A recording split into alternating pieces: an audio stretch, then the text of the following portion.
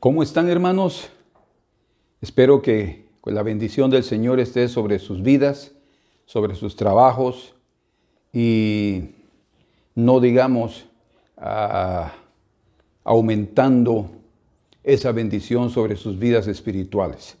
Que cada día que nos acercamos más al Señor, ¿verdad? Sea porque estamos más viejos o porque Él está por venir, nuestra alma anhela más caminar con Él y ser fieles, principalmente cuando aquel día se aproxima, dice el libro de Hebreos. Entonces nos alegramos nuevamente, mi esposa y yo, ella también está aquí conmigo, sin duda, compartiendo con ustedes la palabra del Señor, que semanalmente lo hacemos con mucho placer, porque también nos deleitamos en las Escrituras. Oremos al Señor para que Él continúe hablándonos y que hoy sea algo especial también para nuestros corazones. Padre amado, en el nombre precioso de Jesús, queremos suplicarte, Señor, que nos bendigas, que des, Señor, a cada uno de nosotros el entendimiento para que tu palabra corra y sea glorificada, y que cada uno de nosotros reciba la luz en aquellas áreas de nuestra vida que aún necesitan ser tratadas y que necesitamos rendirlas delante de tu presencia. Por favor, en el nombre de Jesús, tu Hijo amado, habla a nuestros corazones y danos, Señor, la gracia para vivir cada día. Amén. Gloria a Dios. Bueno, desde el principio, en el capítulo número 1, me llama mucho la atención que el escritor comienza diciendo que Dios ha hablado muchas veces. Luego dice en el verso 2, y en estos postreros días nos ha hablado por el Hijo. O sea, está hablando de la voz de Dios moviéndose a través del Hijo. Y el Hijo es llamado la palabra de Dios, o sea, el verbo. Cuando es traducido el verbo, el logos en el griego, es la palabra de Dios, como es llamado también en Apocalipsis 19. Entonces, Cristo está hablando y Él constantemente continúa hablándonos.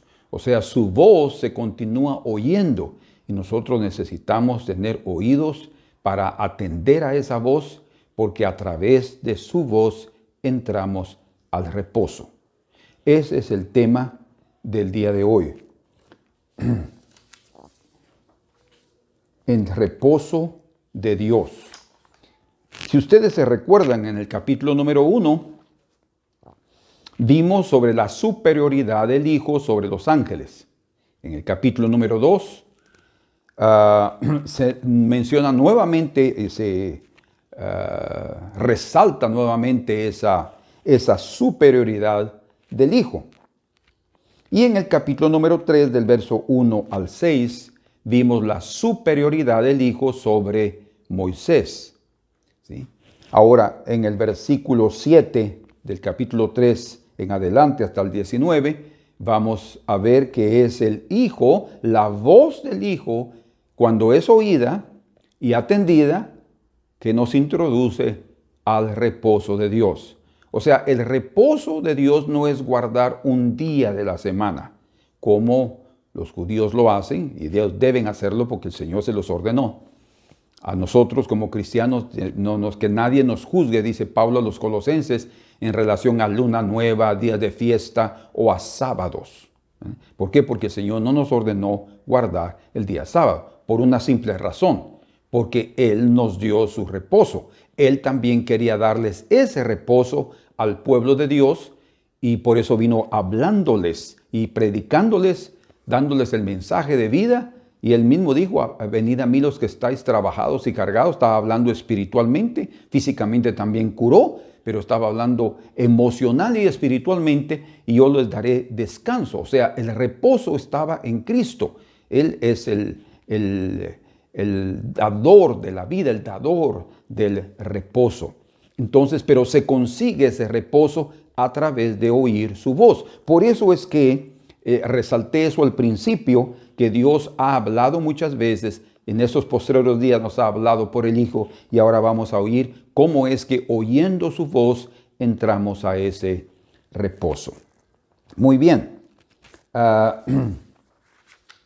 Dijimos en la clase pasada que la ley fue dada por Moisés, como dice en Juan 1:17, pero la gracia y la verdad vinieron por Jesucristo. Lo que está diciendo es la gracia o la capacidad para cumplir esa ley vino por Jesucristo, porque él mismo dijo en Mateo 5:17, quedó registrado: yo no vine a anular la ley, sino a cumplirla.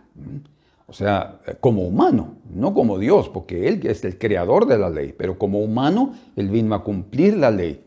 Él fue el único que la cumplió porque Él fue el único que fue obediente al Padre. Y Él es nuestro ejemplo. Oyendo la voz de su Padre, Él cumplió la ley. O sea, se hizo de una forma extraordinaria y ahora aquellos que oyen la voz del Hijo también van a recibir la bendición de la ley en sus corazones. Entonces, primer punto, la ley fue dada por Moisés, pero la capacidad de cumplirla vinieron por Jesucristo. Segundo, dijimos también que Jesús era superior a Moisés porque Él es el hijo, el constructor de la casa, y Moisés es siervo, así lo llama el escritor, un siervo fiel, ¿verdad? Y en la casa, ¿cuál es la casa? La casa de Dios, dice capítulo 3, verso 6, la cual somos nosotros. ¿Quién es nosotros? No es cualquier tampoco. Nosotros son judíos y gentiles convertidos. Judíos y gentiles que han oído la voz, han aceptado ese mensaje y se han convertido al Señor y han creído en Jesucristo como el Mesías esperado. Ellos llegan a formar parte de la casa de Dios. O sea, es la casa espiritual que viene a través de la fe. Luego vimos también que como el Hijo de Dios, debido a ser el Hijo, es superior a Moisés en el sentido también de que Él es su propio Dios, ¿verdad? Y es el Dios también de todos nosotros porque Él es el que formó la casa, ¿sí? Entonces Él es el Dios de Moisés porque Jesucristo es la manifestación, la imagen total y plena de Dios en este mundo. Entonces, Él es superior a Moisés porque dio la gracia para cumplir la ley, porque es el constructor de la casa, porque es el hijo, y cuando está hablando de hijo, está hablando de su propia naturaleza, ¿sí? Como vemos aquí en el capítulo 1, verso 5, porque al cual de los ángeles digo Dios jamás, mi hijo eres tú, y yo te he engendrado hoy. Y cuando está hablando de ser hijo engendrado, está hablando, como ya lo mencionamos, de su propia naturaleza. Y los propios judíos entendían lo mismo. En el capítulo 5, en el verso número 18 de Juan, leemos: por eso los judíos, desde el 17, mi padre hasta ahora trabaja y yo trabajo. Mi padre, llamando a Dios su padre, mi padre hasta ahora trabaja y yo trabajo. No descansan, parece, ¿verdad? No, porque él ya reposó de sus obras. Ahora está trabajando a favor de nosotros. Por esto, los judíos aún más procuraban matarle, porque no solo quebrantaba el día de reposo, qué interesante, quebrantando el día de reposo. Hasta el día de hoy, los judíos rechazan a Jesús como el Mesías de ellos, porque para ellos Él continúa siendo o fue el violador o aquel que quebraba el sábado, que no lo guardaba. Pero ¿cómo iba a guardarlo si Él era el Señor del sábado? Él trajo el reposo, el Shabbat. Él lo trajo para el pueblo de Dios a través de oír su voz, no de guardar un día. Sino que también decía que Dios era su propio Padre, haciéndose igual a Dios. Entonces, cuando era el Hijo, el primogénito, el que fue engendrado, su naturaleza en esencia era la misma, como ya lo hemos visto en el versículo número 3, el cual siendo el resplandor de su gloria y la imagen misma de su sustancia, o sea, la sustancia de Cristo el Hijo era divina, la misma de su Padre. Por eso es que el Hijo es el Dios de Moisés, no es simplemente alguien que está a nivel de él, no, está arriba de él. Muy bien, y ahora veamos el cuarto porque ni Moisés ni Josué dieron al pueblo de Dios el reposo. Fue el Hijo que trajo el reposo. Él es el que trajo el descanso para el pueblo de Dios. Por eso es que Él muchas veces curó a las personas en el día del sábado, a pesar de Él ser criticado de curar el sábado. Imaginen ustedes que en una ocasión estaba en una sinagoga y el principal de la sinagoga dijo, ¿y creen ustedes que debe ser curado alguien hoy día sábado? Y el Señor curó a una persona, lo curó en ese momento y los criticó por ser duros de corazón, porque ellos sí, en el día de sábado, si la oveja o su buey caen en un hoyo, dice que van y lo sacan y hacen una obra y hacen un trabajo. ¿Por qué? Porque les interesa sus bienes, ¿verdad? Y cuanto más este hombre recibió su reposo al haber sido curado completamente, dijo él. O sea, el verdadero reposo vino cuando ese hombre recibió la libertad de su carga. Una persona que vive enfermo vive en una carga terrible. Cuando es curado, entra un reposo. Y eso es lo que el Señor hacía al curar el día de sábado. Todas las veces que yo veo aquí, que no lo voy a mencionar porque me tomaría mucho tiempo, pero en Mateo capítulo 12, verso 9 al 13, Lucas capítulo 13, verso 10 al 16, Juan capítulo 5, versos 5 al 10, 7, 23 y 9, 14, menciona él las veces cómo es que a través de dar su voz, la voz de mando, la voz de autoridad, él curó en el día de sábado. ¿Por qué? Porque él estaba mostrándoles a su pueblo que él era el verdadero reposo. ¿Por qué? Porque Moisés, que dio la ley, no les trajo reposo. La ley lo que traía era condenación. La ley traía, su propósito era resaltar el pecado, hacerlo en gran sobremanera, dice Pablo en Romanos, pecaminoso, sobremaneramente pecaminoso. Entonces, cuando estamos hablando del reposo de Dios, es librarnos de nuestras cargas. ¿Y cuáles son nuestras cargas? Los pecados, ¿verdad? Y el Señor lo hizo. Por eso es que Él dijo, venid a mí los que estáis trabajados y cargados, y yo os daré descanso, porque mi yugo es fácil y ligera mi carga, ¿verdad? Y hay algo bien precioso ahí en ese pasaje. Aprended de mí, dice que soy manso y humilde de corazón, y hallaréis descanso para vuestras almas. No se olviden de esta parte, por favor.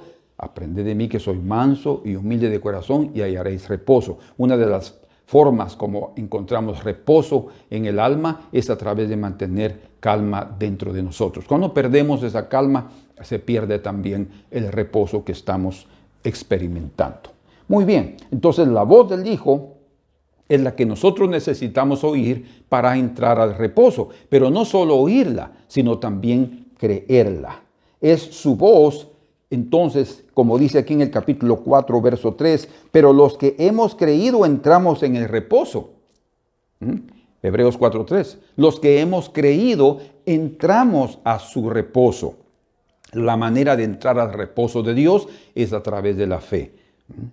Los creyentes son parte del cuerpo de Cristo. Los creyentes son parte de la casa espiritual. La familia de Dios. Es a través de la fe que nosotros no únicamente entramos a la casa, sino también al reposo que Dios ha preparado para nosotros. Entonces, en otras palabras, se entra al reposo a través de la fe. ¿Sí? Ahora, lo contrario a la fe es la incredulidad. Y la incredulidad lo que hace es endurecer el corazón. Cuando hay fe, eso significa lo contrario, ¿verdad? Entonces el corazón está siendo perceptivo, el corazón está sensible, el corazón está vivo, latente al escuchar la voz de Dios. Con razón, en Romanos 10, verso 10 está hablando que dice que la fe viene por el oír y el oír por la palabra de Dios. Como resultado de la voz de Dios, la fe puede levantarse en el corazón, puede brotar en el corazón, pero va a brotar de aquellos sensibles, de aquellos que tienen un corazón manso, de aquellos que manifiestan percepción a esa palabra, porque no todos lo van a entender. Aquí está hablando exactamente de algunos que tienen fe y a otros que tienen incredulidad. Los que tienen fe entran al reposo y los que son incrédulos no entrarán a su reposo, porque es algo impresionante en relación a lo que provoca la incredulidad contra nosotros y también delante del Señor. Leamos aquí entonces del verso 7 al verso 13 de Hebreos. Por lo cual, como dice el Espíritu Santo, fíjense, si oyereis hoy su voz, si oyereis hoy su voz, no es una voz pasada, no es una voz futura, si oyereis hoy su voz, ¿qué es lo que tenemos que hacer? No endurezcáis vuestros corazones. ¿Sí? Y la dureza del corazón viene por la incredulidad. Como en la provocación, y aquí viene él y cita un ejemplo del Antiguo Testamento cuando fue Dios provocado a ira debido a la incredulidad del pueblo. Era incredulidad porque ellos estaban pidiendo comida y ¿será que Dios nos puede dar carne? ¿Será que Él puede darnos pan? ¿Será que Él puede darnos agua? En fin, era todo incredulidad, porque si hubieran creído, hubieran esperado el mover de Dios. Entonces dice, no endurezcáis vuestros corazones como en la provocación, en el día de la tentación en el desierto. Como la Escritura enseña, dice, no tentarás al Señor tu Dios. ¿Cómo un hombre puede tentar a Dios? Bueno, provocándolo a que Él haga algo a su favor, a su conveniencia, pero otra forma de tentar a Dios es a través de no creerle. Dios está hablando y no le creemos. Estamos tentando al Señor. ¿Y será que Él puede hacerlo? Es provocar. Pero también cuando no creemos y Él dice que va a manifestarse en nosotros y nosotros seguimos con duda en el corazón, ahí también estamos tentando al Señor. Dice en el verso 9, donde me tentaron vuestros padres, me probaron, dice. Fíjense, tentar al Señor es poner a prueba al Señor. Y vieron mis obras 40 años. O sea, el Señor sí se manifestó. Quiere decir que las obras de Dios, sus prodigios, sus maravillas, todo lo que Él hizo para sostener a esas 3,5 millones de personas, entre hombres, mujeres y niños en el desierto, fue algo extraordinario. Sin embargo, ellos no pudieron ver a cabalidad ese mover de Dios, sino había un corazón mal agradecido y siempre se estaban quejando y murmurando. Y dice, a causa de lo cual, debido a que ellos lo tentaron y lo probaron 40 años, o sea, dice la Escritura que Él estuvo disgustado con ellos. Aquí vamos, leámoslo aquí. A causa de lo cual me disgusté contra esa generación. Disgustado 40 años. Dice aquí mismo también en el verso 17. ¿Y con quiénes estuvo Él disgustado 40 años? Y esa palabra disgustado quiere decir que estaba en enemistad. Fíjense ustedes, qué tremendo, ¿verdad? Eso significa también que él estaba enojado. La palabra también ahí es que estaba enojado. Cuando una persona se pone enojada es porque realmente lo sacaron ya de sus casillas, ¿verdad? O lo que se hizo ya era insoportable. Imagínense ustedes que Dios es el ser más paciente que existe en el universo y llegó el momento en que Él dijo lo siguiente. A causa de lo cual me disgusté contra esa generación. Esa generación está hablando de la generación del desierto, pero eso quiere decir que nosotros no podemos ver solo a esa generación como la incrédula, sino que en todas las generaciones la voz de Dios se va a oír y ahora nosotros también vamos a ser llevados a prueba si vamos a atender correctamente esa voz a través de la fe.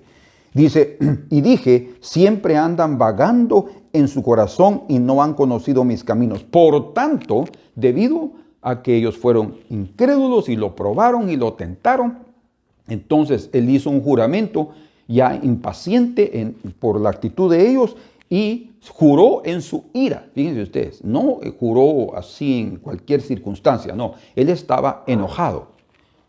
No entrarán en mi reposo.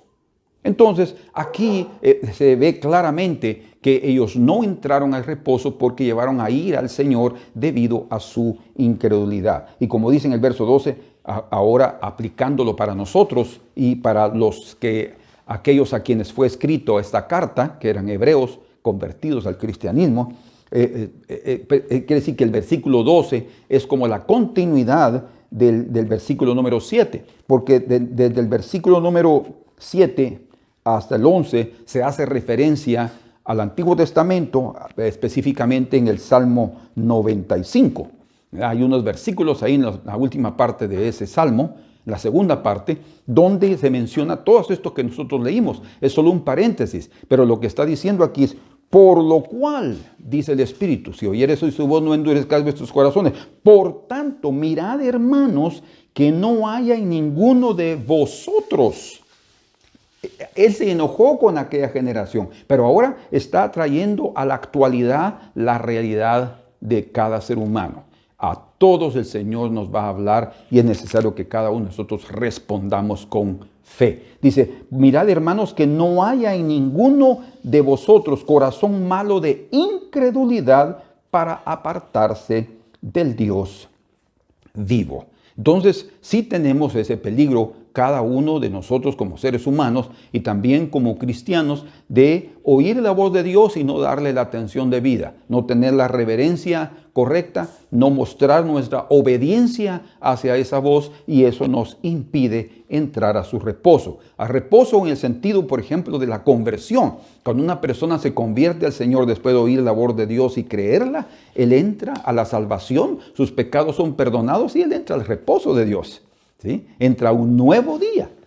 Pero también durante todo el resto de su vida ya como cristiano, todos los días necesita también aprender, ¿verdad? Cuando el Señor habla a su corazón, necesita oírla y obedecerla y atenderla y respetarla y creerle. ¿Verdad? Tenemos que creerle al Señor. Cuando nosotros le creemos, entramos al reposo. La incredulidad impide entrar al reposo. Entonces, resumiendo esta parte, fue una caminata de 40 años de incredulidad.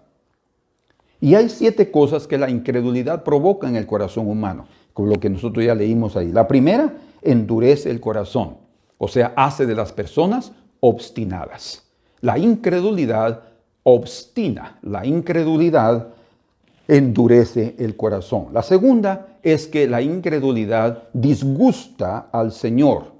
Lo enoja, en otras palabras, ¿verdad? Cualquier persona que manifiesta incredulidad, y eso no solamente hablando de que no cree en Jesucristo, no. Una persona creyente también puede manifestar incredulidad cuando está pasando por un momento bien difícil y piensa que Dios no lo está oyendo en sus oraciones, o piensa que ya oró pero Dios se desatendió de él y que no le está dando el valor que él merece. En fin, nosotros podemos también estar manifestando incredulidad en los momentos de nuestras pruebas, porque ellos también fueron probados en el desierto. Y nosotros también entramos a desiertos espirituales cuando somos probados, cuando pasamos por una enfermedad, cuando pasamos por situaciones financieras bien difíciles, cuando pasamos por problemas de relación con otras personas y eso nos quita la paz y nos pone en circunstancias bien difíciles. Podemos ser probados, fíjense ustedes, podemos ser probados. Y entonces ahí es donde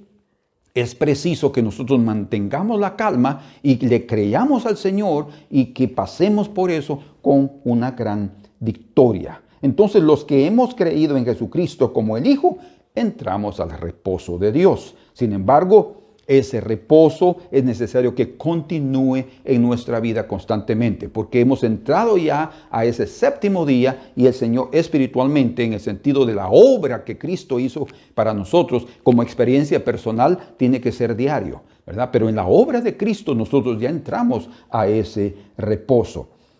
Cuando oímos esa voz divina, entonces, y creemos en ella, algo extraordinario sucede. Amén. Entonces no se olviden de la importancia de ese versículo número 12.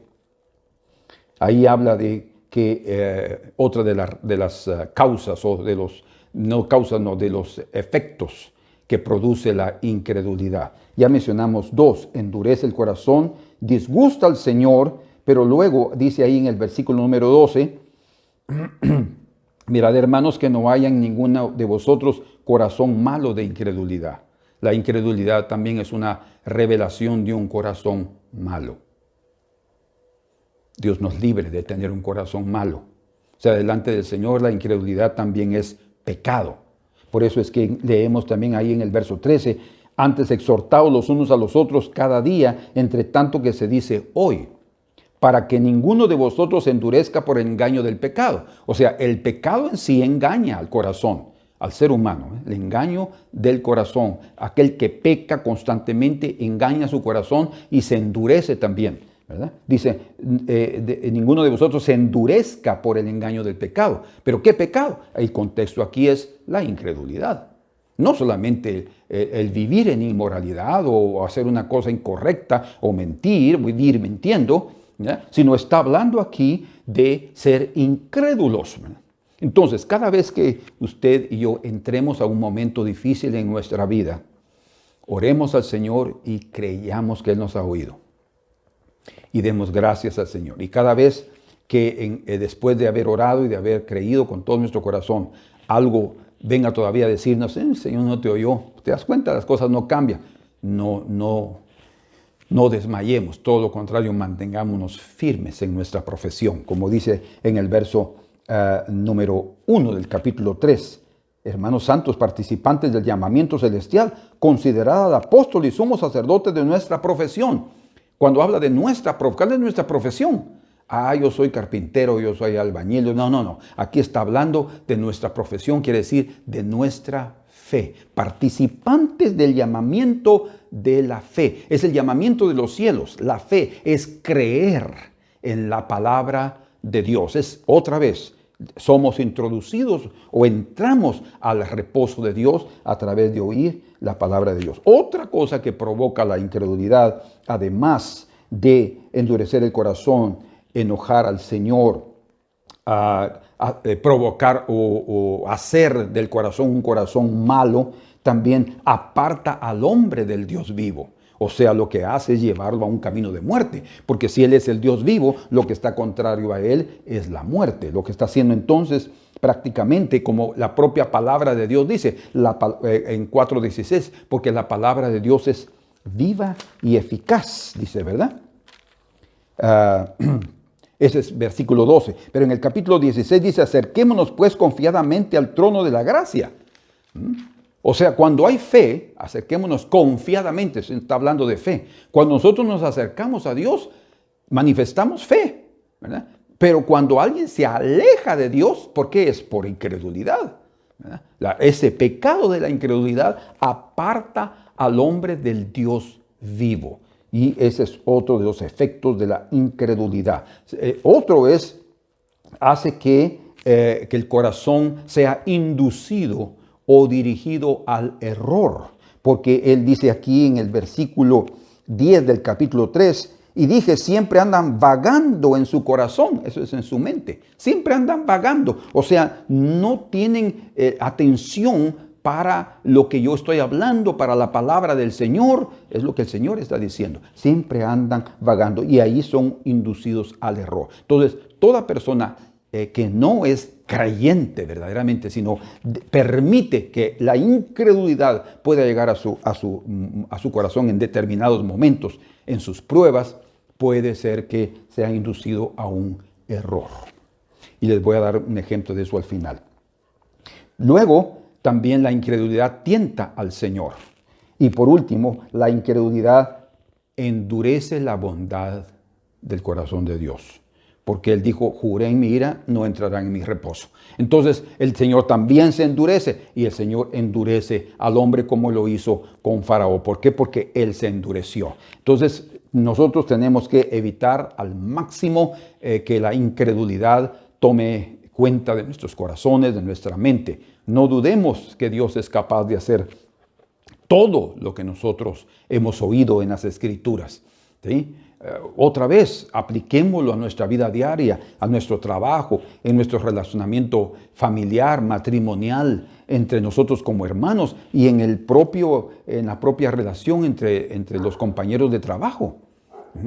Creamos no seamos incrédulos. Si el Señor nos habló una palabra esa mañana diciendo que como le dijo un hermano, me estaba contando ayer, que el Señor, él estaba contándole al Señor sus penas, sus dolores por su vida, por la vida de su esposa, pasando por momentos bien difíciles y de enfermedad, y también sus 2 hijos adultos ya haciendo su propia vida. Y él estaba muy preocupado delante del Señor, y el Señor le dio una palabra diciéndole que él pasaría por las aguas en seco, que su calzado no se mojaría, que él pasaría, como recordándole la gran victoria del Mar Rojo, cuando el pueblo de Israel pasó por el Mar Rojo en seco, y las 2 paredes de las aguas que se había dividido, las aguas estaban a la derecha y a la izquierda. O sea, es una señal de una gran victoria. Y eso le dio fuerza a su corazón. Y en el mensaje, él oyó también lo que estábamos diciendo, y eso fortaleció más su corazón. Entonces, si Dios nos habla a través de la lectura de las Escrituras, a través de la oración, hoy mismo yo estaba pidiéndole al Señor, diciendo: Señor, dame la conclusión de este mensaje, Señor. Y pasé mucho tiempo esperando esa conclusión y orando al Señor, y oré, pero yo no oí nada. No oí nada. Y yo: Señor, ¿qué voy a hacer para concluir? Porque yo sé que hay una conclusión. Y de repente comencé otra vez y comencé a ver y a esto y lo otro. Y cuando comencé a ver, los ojos se me abrieron. Dije: Señor, muchas gracias, tú me oíste. Y Él me dio la conclusión. ¿Saben por qué? Porque nosotros tenemos que creerle al Señor. Él nos oye. Ahora, si Él nos oye, nosotros también tenemos que aprender a oír su voz y ser creyentes y no incrédulos, como Él le dijo a Tomás, ¿verdad? Ay, ahora porque has visto y crees, Tomás, dice: bienaventurado aquel que no ha visto y ha creído. O sea, no tenemos por qué estar viendo cosas sobrenaturales o recibir señales para ser verdaderos creyentes. No, tenemos que ser firmes en nuestro corazón, porque eso agrada al Señor. Muy bien, entonces el pueblo en el desierto no entró al reposo, que era figura de Canaán, no entró a ese reposo. Esa generación específica, como él dijo aquí en el verso 10, a causa de lo cual me disgusté contra esa generación, dice, esa generación no entró. ¿Por qué? Porque ellos fueron incrédulos, no creyeron. Estuvieron probando al Señor. ¿Será que Él puede? ¿Será que Él puede hacer esto? ¿Será que lo hará? ¿Será que...? No tenemos que vivir pensando ni hablando de esa manera. Oremos y digámosle gracias al Señor y quitemos toda ansiedad de nuestro corazón. Bien dice la Escritura aquí en Números, capítulo número 14, en el versículo número 30, hablando de esa generación. Dice ahí: vosotros a la verdad no entraréis en la tierra. Ya el Señor estamos hablando de lo que Él dijo. Dije en mi ira, juré en mi ira, no entrarán a mi reposo, dice. Vosotros a la verdad no entraréis en la tierra, 14:30 de Números, por la cual alcé mi mano y juré que os haría habitar en ella. Imagínense que Él había jurado y había alzado su mano de que Él los haría habitar en esa tierra, pero debido a su incredulidad, Él juró otra vez y digo: no los meto. Imagínense cómo es que un juramento divino puede cambiar negativamente debido a la incredulidad. O sea, el pecado de la incredulidad es algo terrible delante del Señor. Tenemos que creerle. Por eso dice la Escritura en Hebreos capítulo 11, verso 6, sin fe es imposible agradar a Dios. Y como dice en el versículo número 1 de ese capítulo 11, la fe es la certeza de lo que se espera, la convicción de lo que no se ve. Entonces, tenemos que vivir por fe. La vida del cristiano es vivir por fe y no por vista. Y como dice el Señor, ahí mismo en Habacuc capítulo 2, verso 4, hablando de la fe, y aquel que retrocediere no agradará a mi alma, dice. También lo dice en el libro de Hebreos. Pero luego aquí dice, terminando, por la cual alcé mi mano y juré que os haría habitar en ella, exceptuando a Caleb, hijo de Jefone, y a Josué, hijo de Nun. Josué y Caleb sí entraron. Ellos eran parte de esa generación antigua. de esa generación del desierto, de esa que el Señor dijo no entrarán, pero esos 12 iban a entrar. Entonces, ¿cuál era el problema? ¿Ser parte de esa generación o no? No, el problema no era ser parte de esa generación, el problema era ser parte de los incrédulos. ¿Me entiende? El parte de los incrédulos. Josué y Caleb no fueron incrédulos. Ellos eran parte de esa generación. Salieron con ellos de Egipto, pero no los acompañaron en su error. Recuerden que la incredulidad nos aparta del Dios vivo. Ellos no, ellos se mantuvieron cerca del Dios vivo porque ellos creyeron. Cuando el Señor les dijo suban y conquisten y acaben con esos enemigos, después de haber ido a espiar la tierra, 2 años y medio, aproximadamente casi 3, después de que habían salido de Egipto, ya estaban para entrar. Muchos de nosotros detenemos nuestras grandes victorias y pasamos rodeando el desierto debido a la incredulidad. Pero Josué y Caleb dijo, no entremos, el Señor lo ha dicho, ellos serán nuestro pan. Y ellos también habían visto gigantes. O sea, lo que hace la diferencia entre una persona y otra es la fe y la incredulidad. La fe ve la realidad, pero no le importa enfrentar eso, porque su miedo no está en los gigantes, su reverencia y su temor es el Señor. Y es eso lo que los hace vencer. Por eso es que ellos sí entraron. Y dice en el verso 31 algo muy, muy importante. Pero a vuestros niños, de los cuales dijisteis que serían por presa, fíjense cómo es el Señor, yo los introduciré y ellos conocerán la tierra que vosotros despreciasteis. A través de la incredulidad también se desprecia. Podemos sacar otra lección aquí. La tierra. A través de la incredulidad se desprecia el reposo de Dios, que es lo que representaba esa tierra. Una representación, porque cuando llegaron a la tierra era el reposo del desierto, pero entraron a convertirse en soldados porque tuvieron que luchar para conquistar la tierra. Durante 7 años estuvieron luchando, pero aún muchos enemigos y muchas naciones se quedaron con ellos y sirvieron de espinos para sus lados, sus costados. Así es que nosotros, hermanos, queremos ser de aquellos que creemos con todo el corazón. Entonces, pero como dice aquí en Romanos capítulo 11 y verso 23, una palabra de esperanza. 11:23.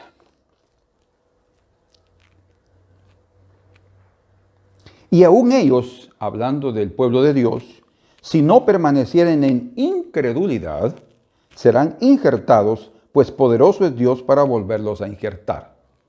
O sea, la clave está en dejar a un lado la incredulidad. ¿Por qué? Cuando se deja ahí y se cree, se injerta. Quiere decir, llega a ser parte del pueblo de Dios. Así sucede entonces, no solo con aquella generación del desierto, sino con toda generación en toda época. Las personas únicamente entrarán al reposo de Dios si oyen la voz de Dios. Por eso dice en el verso 12, mirad, hermanos, que no haya en ninguno de vosotros corazón malo de incredulidad para apartarse del Dios vivo.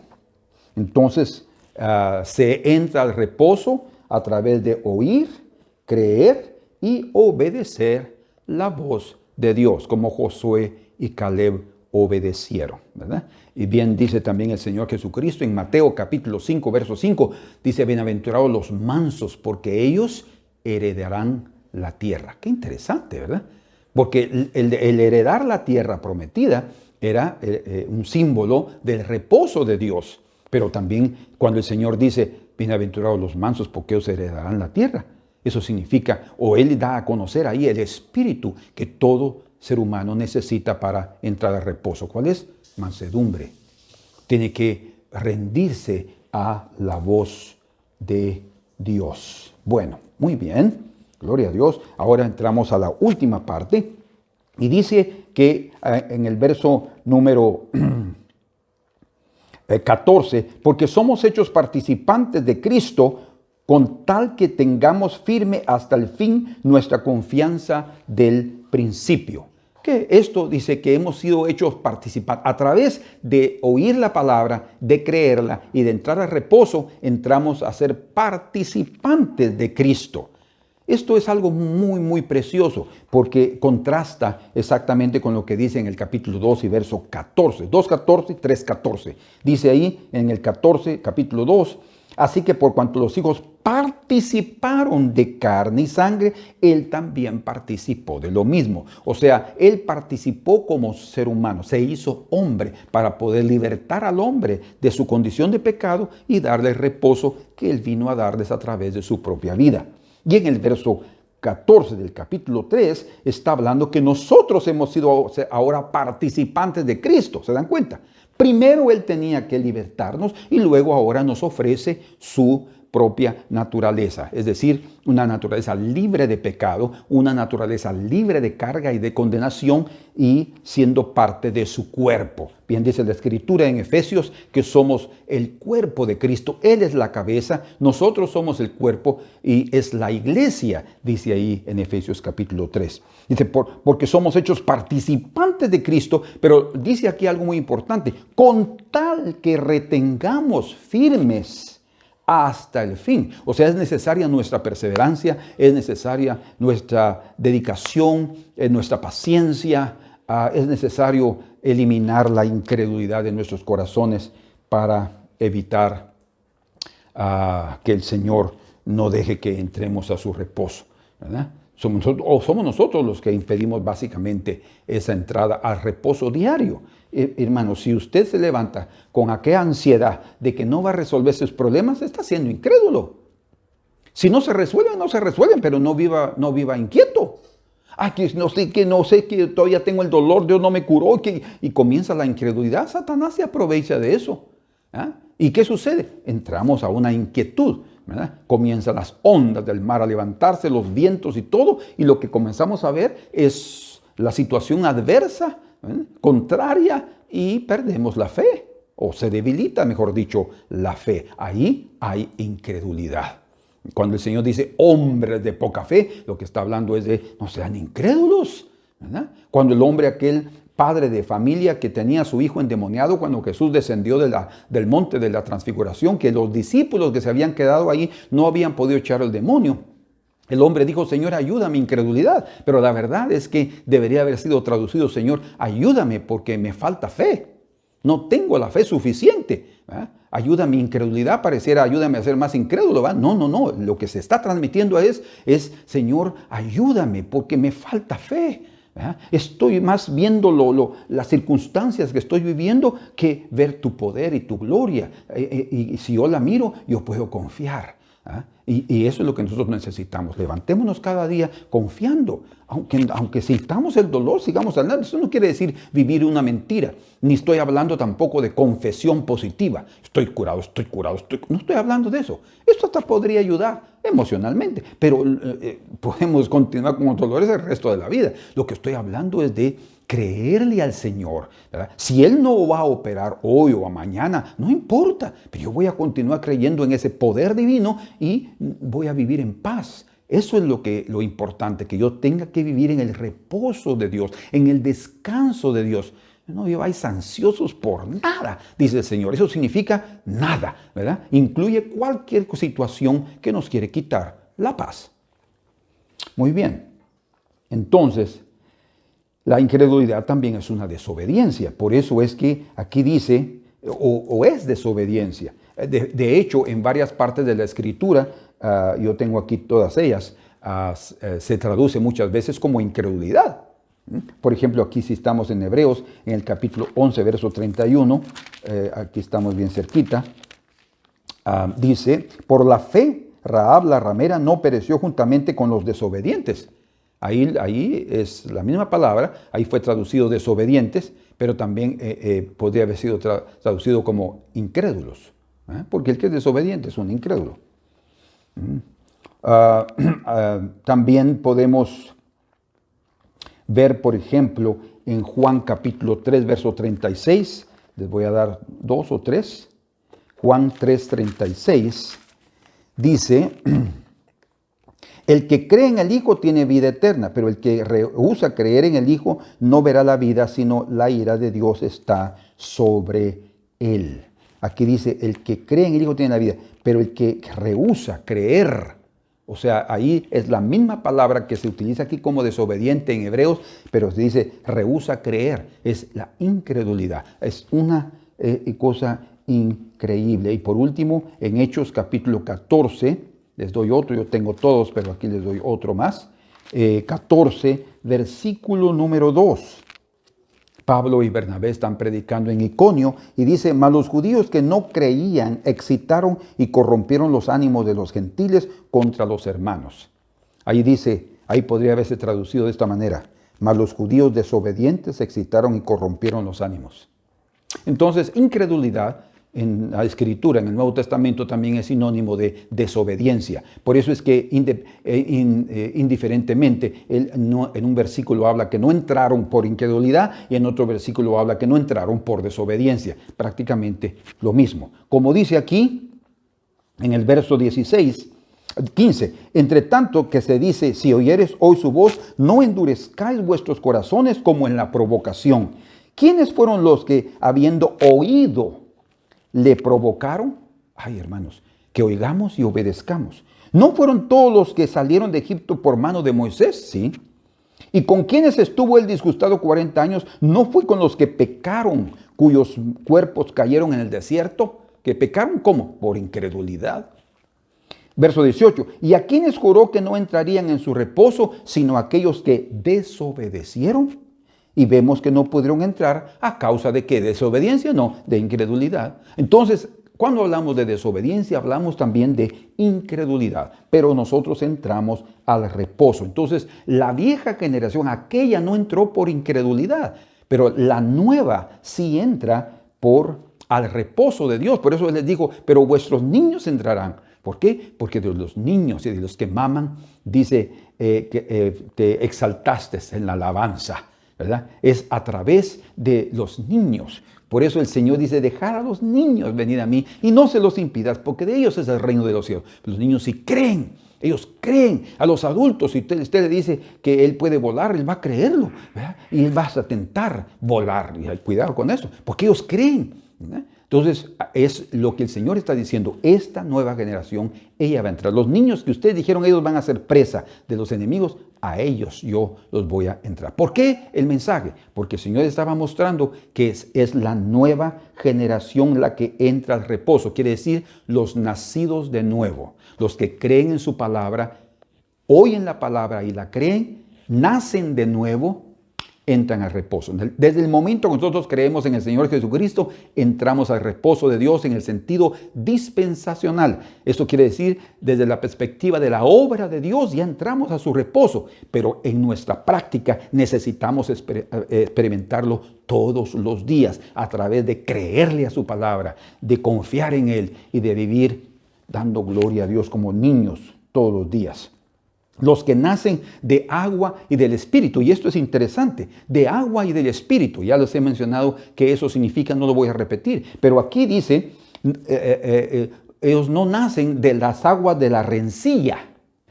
De las aguas de la rencilla. No nace, ¿verdad? Recuerden que fue la primera vez en Refidim, en el desierto de Sin, en el inicio del viaje, y la segunda vez en Cades, Perta de Cades, cerca de Cades, 40 años después. Fíjense ustedes, en el principio y al final del viaje. Ellos cayeron a esa rencilla, la contienda. Dios les dio de beber agua 2 veces, en el inicio y en el final. Ahora vamos a analizar algo. Fueron en esas aguas de la rencilla o de la contienda que ellos tentaron al Señor. Y fueron incrédulos. Entonces, nacemos de agua y del Espíritu. No de las aguas de la rencilla, sino de las aguas del arrepentimiento. Dios no quiere que nosotros vivamos siempre quejándonos por las circunstancias difíciles. No, Él quiere que nosotros nos humillemos y que mansamente oigamos la voz de Dios, porque la voz de Dios quiere dirigirnos. La voz de Dios quiere decirnos, reposa, descansa, ¿verdad? Porque, como dice el libro de Isaías, hablando del profeta al pueblo de Israel cuando estaba siendo invadido por el asirio, les dijo, no, ustedes en lugar de deleitarse en las aguas mansas del Siloé, están todos ansiosos por el rey de Siria, ni por los enemigos. Nosotros debemos de estar conturbados, ¿verdad? O preocupados o perder la paz. No, tengamos paz, sosiego. ¿Por qué? Porque es el Señor el que nos cuida, el que nos guarda, el que es nuestro pastor. Entonces somos de las aguas del arrepentimiento y del oír con atención y con reverencia la voz de Dios. Con razón aquí leemos, dice en el capítulo 3, verso 7 de Hebreos, por lo cual, como dice el Espíritu Santo, si oyeres hoy su voz. Nacemos de agua y del Espíritu. El Espíritu Santo va a hablar a la voz, va a hablar al corazón, su voz se va a oír, y el hombre que venga en arrepentimiento, el manso, el que se humilla, hereda la tierra, entra a esa tierra. Muy bien.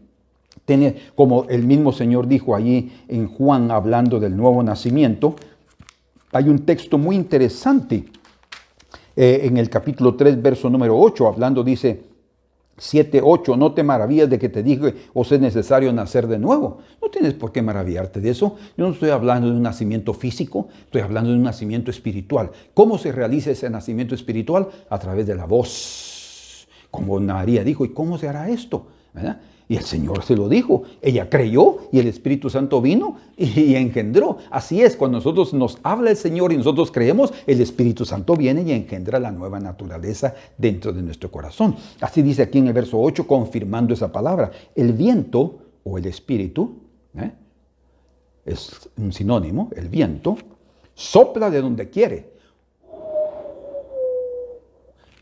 y oye su sonido.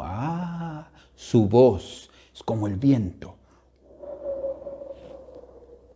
Mas ni sabes de dónde viene ni a dónde va. Así es todo aquel que es nacido del Espíritu. ¿Qué quiere decir?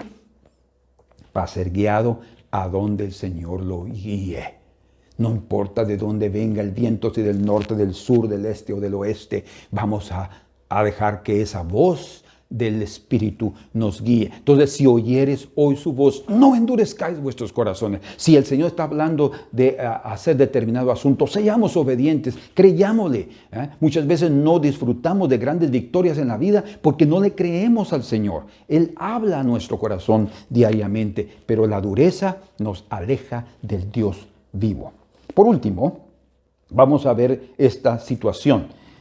En Números, capítulo número 20, y aquí yo ya les prediqué sobre esto, pero creo que vale la pena que se los mencione nuevamente porque esta es la conclusión y eso fue lo que el Señor me dio. Vean ustedes, la primera vez que el Señor les dio agua en el desierto, en Refidim, en el desierto de Sin, el otro es el desierto de Zin, con Z, ¿verdad? En Cades Barnea, aquí estaban bien cerca del Sinaí. Aproximadamente eran como 250 kilómetros de distancia de un lugar con el otro, ¿verdad? Y en esta ocasión, en la primera ocasión, el Señor le dijo que tomara la vara y que golpeara la roca. Y así fue, golpeó la roca y dio aguas. Es una figura de la muerte de Cristo, que fue golpeado por nosotros. Y su herida nos salió agua y sangre, nos dio vida a nosotros. La roca de los siglos fue golpeada por su pueblo debido a su murmuración, debido a su pecado, debido a su incredulidad, y el Señor vino y murió, nos dio agua. La segunda vez están ahora aquí pidiendo agua porque no tienen agua, y dice aquí en el versículo, verso número 3, capítulo 20, verso 3, habló el pueblo contra Moisés diciendo, ojalá hubiéramos muerto cuando perecieron nuestros hermanos delante de Jehová. ¿Por qué hiciste venir la congregación de Jehová a este desierto? Y habían pasado 40 años. Para que muramos aquí nosotros y nuestras bestias. Ninguno de ellos había muerto. Bueno, con excepción de los rebeldes. ¿Y por qué nos has hecho subir de Egipto para traernos a este mal lugar? No es lugar de sementera, el desierto, de higueras, de viñas, ni de granadas, ni aún de agua para beber. Pero habían bebido agua, si no hubieran resistido. Y se fueron Moisés y Aarón de delante de la congregación a la puerta del tabernáculo de reunión y se postraron sobre sus rostros, ellos los dos, y principalmente Moisés estaba consternado en su corazón y estaba enojado. Vean ustedes. Y la gloria de Jehová apareció sobre ellos, sobre Moisés y Aarón. Y habló Jehová a Moisés diciendo, oigan con atención, toma la vara y reúne la congregación, tú y Aarón tu hermano, y hablad a la peña a vista de ellos, y ella dará agua, y les sacarás aguas de la peña, y darás de beber a la congregación y a sus bestias. Muy bien. Entonces, la orden estaba aquí. Ahora, Josué y Caleb entraron a la tierra prometida. Ellos habían sido parte de aquella generación, pero no los acompañaron en su incredulidad. Ellos eran del grupo de los creyentes y ellos entraron porque fueron obedientes. Moisés oyó más la voz de Dios, más que Josué y Caleb, y él no entró. Y no entró por esta ocasión. No entró porque él no oyó con atención lo que Dios le estaba diciendo. Y segundo, él interpuso su enojo y su ira en vez de mantener la mansedumbre de la cual él era famoso. Dice que no había ningún otro hombre tan manso en Israel, en la tierra, dice, había sido la tierra de Israel, como Moisés. Números capítulo 12, verso 7. Ahí él estaba muy, muy enojado. Y cuando estaba enojado, no oyó, como él estaba así, no oyó lo que el detalle que Dios le dio. Habla a la roca. Él ya había hecho, y nosotros somos así, ¿verdad? Ya nos convertimos en personas de hábitos. Hacemos las cosas y ya seguimos haciéndolas igual. Pero tal vez el Señor quiere que cambiemos. Que dejemos ya de hacer lo que hemos estado haciendo porque eso no nos permite avanzar.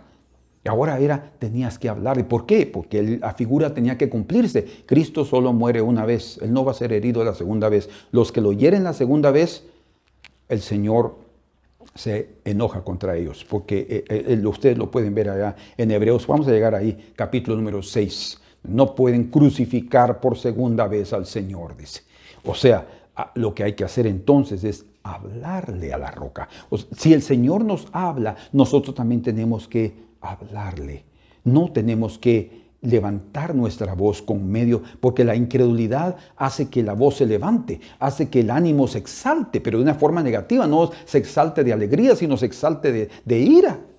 Y ese es el gran peligro. Si nosotros le hablamos mansamente a la roca, ella nos oirá y nos dará agua. Pero si la ofendemos, no entramos al reposo. Si ofendemos a la roca, no entramos al descanso. Y no estoy hablando de no entrar al cielo, de ninguna manera. Estoy hablando de que no vamos a disfrutar lo que el Señor tenía para nosotros. Moisés, ¿ustedes creen que él entró al cielo? Claro que sí.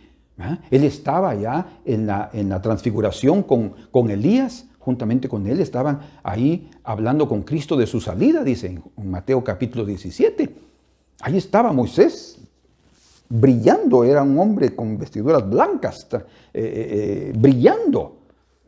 Él entró al cielo, pero no entró a la tierra prometida, que era figura del descanso. ¿Por qué? Porque él no hizo lo que Dios le había dicho. Fue incrédulo. Usted dirá, ¿cómo? ¿Moisés?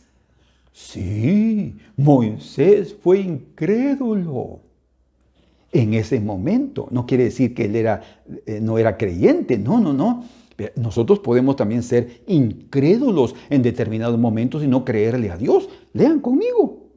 Dice aquí, en el verso número 9 del capítulo 20 de Números, entonces Moisés tomó la vara de delante de Jehová como él le mandó, la vara, y reunió Moisés a Aarón a la congregación delante de la peña, de la roca, y les dijo, oíd ahora, rebeldes.